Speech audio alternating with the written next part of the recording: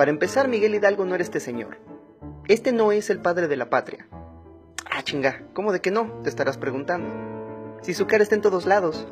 En el metro, en los libros de texto, en el billete de 1000 pesos y en esa monografía que siempre pegabas antes de copiar el texto. ¡Ah, mierda! Pero este tierno viejecito guadalupano no es don Miguel Gregorio Antonio Ignacio Hidalgo y Costilla y Gálaga Mondarte Villaseñor. Miguel Hidalgo, para los cuates. Tampoco este, ni este, ni este, uy, este menos, ni este. Entonces, ¿por qué nos enseñan en la escuela que Miguel Hidalgo era un viejito calvo, de greña larga, con rasgos europeos y mirada tierna? Todo es culpa de Maximiliano de Habsburgo. Mira, él acababa de usurpar el gobierno de México. Su título oficial era emperador, pero nadie lo reconocía más que los aristócratas que lo pusieron en el poder.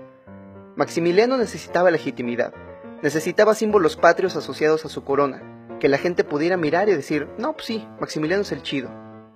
Así que en 1865, para conmemorar los 55 años del inicio de la independencia, mandó hacer un retrato de Miguel Hidalgo.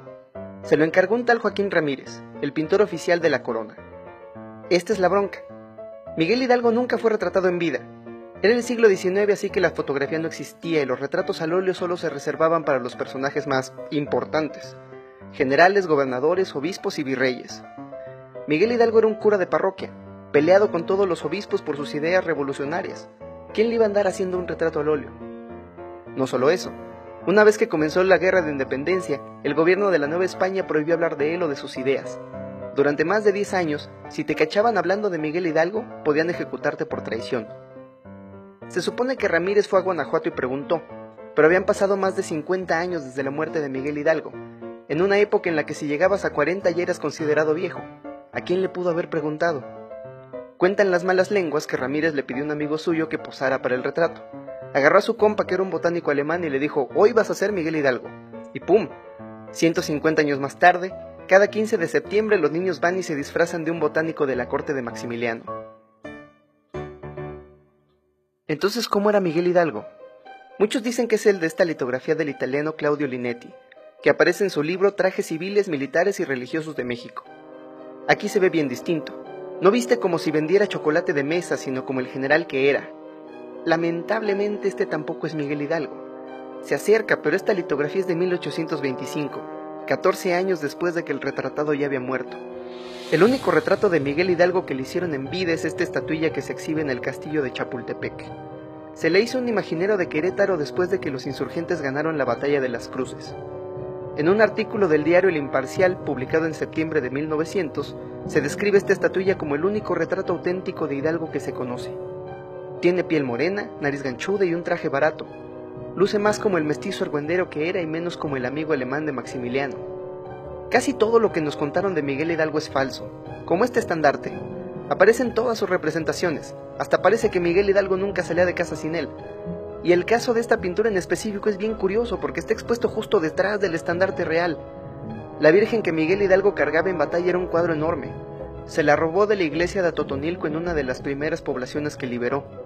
Era un cuadro gigante, pero quería este en específico porque mostraba una virgen morena como su ejército. Le puso un par de palos detrás y entre 20 indios se tomaban turnos para cargarla, porque era una imagen pesada. Los españoles tenían a su propia virgen, una virgen blanca por supuesto, pero la suya era una telita más parecida a la que hoy le atribuimos a Miguel Hidalgo. Cuando el ejército insurgente la veía decían, qué poca virgen tienen los españoles, qué poca madre, y de ahí viene la expresión. Ahí te va otra mentira de tus clases de historia que hasta el presidente se creyó. Mira este pobre señor, tirando gritos desde un balcón, tocando él mismo la campana. Nada pasó así. De entrada la casa de Hidalgo no tenía balcón. La primera arenga fue en el patio principal. Era de noche. Aldama y Allende llegaron bien preocupados porque ya les habían descubierto la conspiración. Uno decía, ya no hay que hacer nada, y el otro, Nel, hay que rebelarnos. Miguel Hidalgo les dijo, cálmense, vamos a tomarnos un chocolatito. Y de la plática surgió la famosa frase, pues no nos queda de otra más que ir a cazar gachupines. Y ahí, en el patio de la casa de Hidalgo, ocurrió la primera arenga, donde unas 50 personas se les unieron. De ahí se fueron a la iglesia de Dolores, donde Hidalgo le pidió a un monaguillo que tocara las campanas para llamar a más gente. Ahí es donde las cosas se ponen confusas, porque Miguel Hidalgo gritó, ¡viva la religión! ¡Viva nuestra Madre Santísima de Guadalupe! ¡Viva Fernando VII! Porque todavía no estaba entre sus planes la independencia. ¡Viva la América! No, la América, y que muera el mal gobierno. pero el pueblo solo le respondió: ¡Viva la Virgen de Guadalupe y mueran los gachupines! Ahí te va otra mentira de tus clases de historia, la más grave que te contaron.